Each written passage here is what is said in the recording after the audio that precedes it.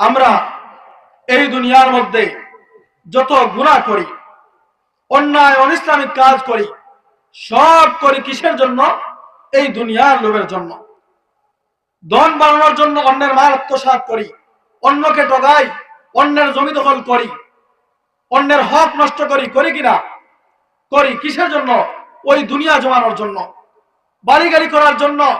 যদি বাড়ির প্রয়োজন হইতো না, যদি পেটের খাবারের কিবা হইতো না, তাহলে আমরা দুনিয়া দুনিয়া করে ঘুরতাম না। ঘুরে কিসের জন্য? ওই দুনিয়ার জন্য।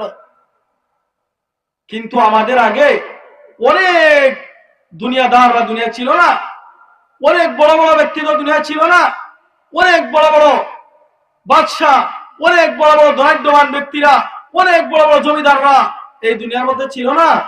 ছিল। সবাই কোথায় গেছে? কই গেছে যারা? ওই কবরে। শেষ, আর কিছু নাই। না আছে বাড়ি, না আছে গাড়ি, না আছে বিল্ডিং, না আছে বালাখানা। সব ছেড়ে ওই মাটির কুটিরে বসা।